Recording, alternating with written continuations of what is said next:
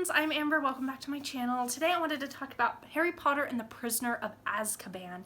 Now I tried to film this video last week, and unfortunately when I went to edit it, the audio was going in and out. It would go from like muffled to super loud and then back to muffled really fast. And it was doing that quite a bit. So I decided to just ditch my 30 minutes of footage and just try to concisely put together what I was trying to say in that video that failed miserably. But Prisoner of Azkaban is probably my favorite of the series, if I'm honest, just because I love Lupin, I love Hagrid, I love Hermione, and I love how much this book proves that without Hermione,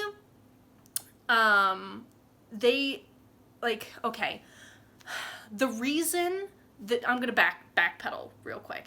The reason the trio works, Harry, Ron, and Hermione, is because without Hermione's knowledge, Ron and Harry would jump into situations where they would not be able to protect themselves, they would not be able to get to their goal, they wouldn't be able to do what they do. However, without Ron and Harry's daring, recklessness, stupidity, nothing would, things wouldn't go, you know? Sirius Black wouldn't be saved, the Chamber of Secrets wouldn't be found, people wouldn't, stop dying, Quirrell would get the Sorcerer's Stone, so and so and so and so, etc., etc.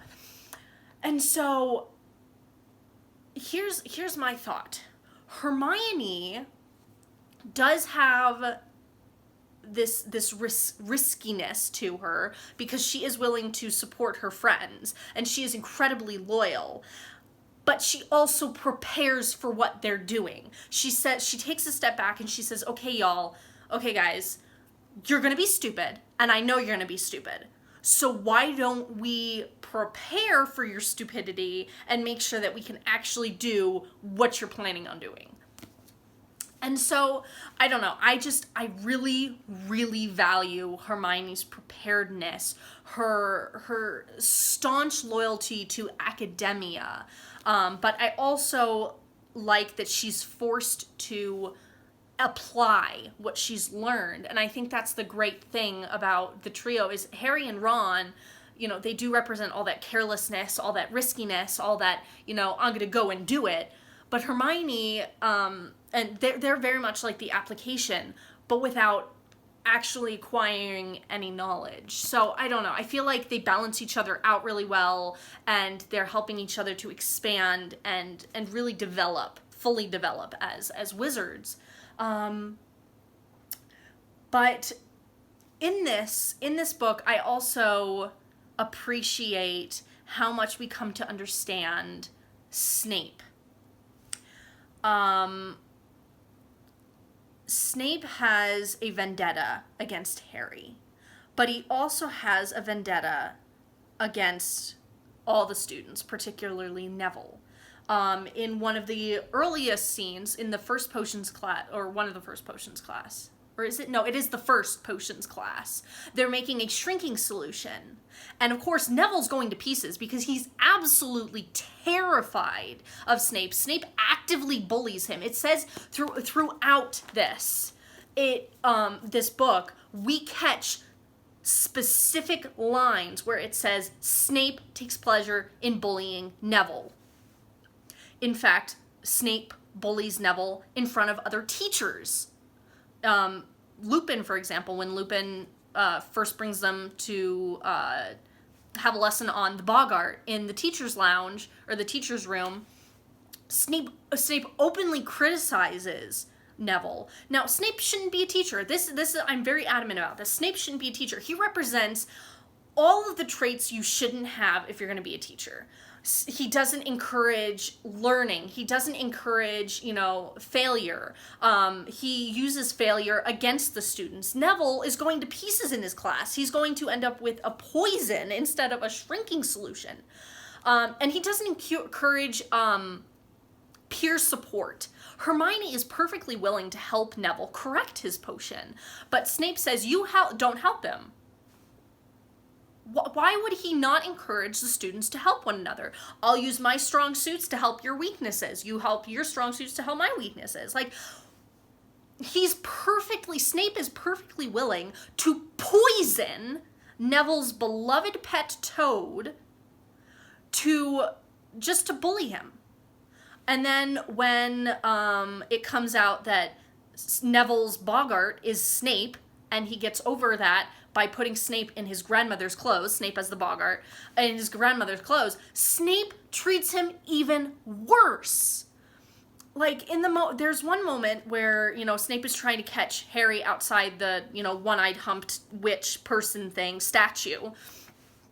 And Neville's with him, and he sees Snape coming, and he hides behind Harry. Like, there are so many instances where Snape is just cruel, just to be cruel, and he's a bully just to be a bully. And it just... I have no respect for Snape. Like, I know in the next book, and I know there are times where it's like, oh, well, but Snape is really protecting Harry. Bullshit! Okay? This comes out that Snape had a vendetta against Harry's father. Snape hated Harry's father. He hated, Lupin. He hated Sirius. He hated Peter Pettigrew because he was with that crowd. And he's taking it out on Harry. Like, the animosity that Snape feels for students is... Like, he shouldn't be a teacher. He shouldn't be allowed around these children. I don't give a shit if Dumbledore trusts him. He shouldn't be there. Snape should not be allowed at Hogwarts. Period. End of story. Done. And like, in the end, when Sirius, Harry and Hermione go back in time using the time turner, and they save Buckbeak and they save Sirius, Snape has a conniption fit. He's livid. He just loses it. And and even like Cornelius Fudge, Dumbledore, everybody's like, you're losing your son. You're not making sense. Like, see reason, Severus. And he's just beside himself, and he storms off. And it's like, oh, okay. Like, you get this great peek into Severus's character, but you also get a great peek into Lupin's character. Lupin has seen absolute just bias and animosity towards him because he's a werewolf. And people don't trust him. People don't like him. People won't hire him. And he's still a great guy. He's still very caring. He still treats people respectfully. He's still very considerate. He's worn down. He's tired, yeah. But he's still a great person. He has persevered through trials and through just cruelty and whatnot. And he has developed as a person. I don't think Snape has developed as a person whatsoever. Like, Lupin has very much outgrown his mischievousness and his rule breaking. He's very much outgrown the person he was as a teenager, as one would expect. And I love Lupin. Just Lupin takes on this mentor role for Harry. And he teaches Harry how to protect himself against the Dementors. He makes sure that Harry isn't pushing himself too hard. He's making sure that Harry is healthy and okay, and that he's keeping safe. And I love that. Trelawney, we're introduced to Trelawney in this. I'm jumping ahead massively. I'm changing subjects very rapidly because I'm just kind of talking as it comes to mind. Hagrid, we find out when he gets drunk, he gives information away. I still love Hagrid. I still think he's a great character. He provides moral support and love towards, Harry, Ron, and Hermione. He's very encouraging. But he's also a source of warning, and he's a source of, watch out for yourselves, be careful. But yeah, Hagrid, and I can see, like, McGonagall is exasperated by Hagrid. She's, what, did you tell the whole pub? Did you get drunk and tell the whole pub? Like, it was just a really funny moment. But one thing I do love about McGonagall, she doesn't like Trelawney. Like, she finds she's a very logical person. She's very no nonsense. But she still has a sense of pride. She still has, like, we better win that house cup. Like, we better win that Quidditch. She's very, like, staunchly, like, Quidditch! Like, she has pride. She has a sense of care. She has a sense of just fairness. But at the same time, like, divination is, like, not her forte. She just kind of views it as ridiculous and nonsensical because, like Dumbledore points out in this, the consequences of our actions are always so complicated, so diverse, that predicting the future is a very difficult business indeed. Professor Trelawney, bless her, is living proof of that. And I think Professor McGonagall very much takes that to heart. She has that understanding already. Like, the future is so diverse and consequences are so varied that it's really hard to predict the future. And so she and Professor Trelawney don't see eye to eye. But part of me wonders if Professor Trelawney is she just predicting Harry's death and short lifespan and blah, blah, blah, blah, blah, blah, because Voldemort is still alive and potentially, you know, after Harry, of course, and, you know, she assumes Harry is going to die because of that? Or is she latching on to a vibration, a sense of something around Harry, the Horcrux that's in him? Is she latching onto that and assuming it's Harry? And she's, and because Harry and the Horcrux, Harry and because of Harry the Horcrux, get into these dangerous situations every year and he comes close to death every year, is she's predicting the potential death of the Horcrux in Harry. But at the same time, like, my husband and I, Justin, we were discussing how the only reason Harry survived in the end and the Horcrux died was because Harry went willingly. He died willingly for those he loved, similarly to the way his mother died. But that's a discussion for the 7th book. We're just gonna move on. But yeah, I think it's interesting how you have to have happy memories to so it just kind of boggles my mind a little bit that Professor Trelawney, I mean, she's kind of just kept along as, she has her uses. I mean, she teaches divination, and she predicts, you know, a student's death every year. But she also, I almost think she serves a cautionary role. Like, hey, don't be so focused on what could happen. Don't be so focused on all the bad that you lose touch with reality a little bit. But I want to jump back real quick to the Dementors. I had a thought just now. Harry has to have a very positive memory in order to summon a Patronus.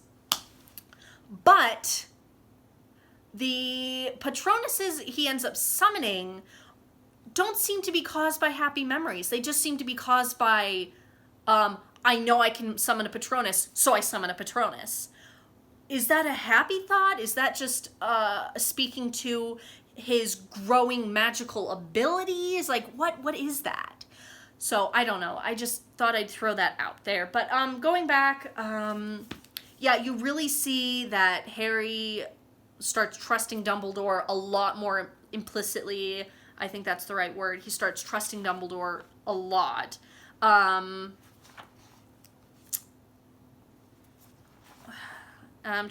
searching through. Oh,